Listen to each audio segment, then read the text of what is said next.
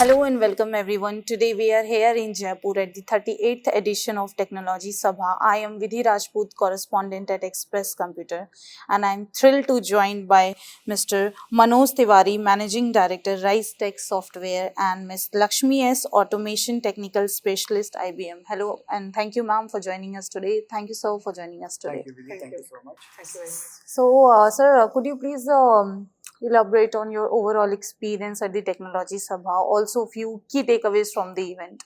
So, if you're talking about that Technology Sabha event, it's good enough. And first of all, I want to say thanks to organizers. Like this kind of event held in Rajasthan, Jaipur. Basically, like we met lots of government officials, like from NICSI, NIC, then from that UP, Maharashtra, and all.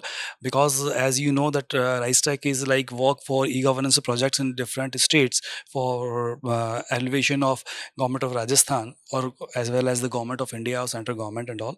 So, like meeting with the different officials or government officials, like they and sharing the knowledge with them, so we understood how we go forward and like what kind of opportunity we are finding out. So it's a good one. Okay. And ma'am, how your organization is contributing towards the advancement of e-governance in India? So first of all, thank you. You know, IBM plays a key role in helping customers with their problem statements.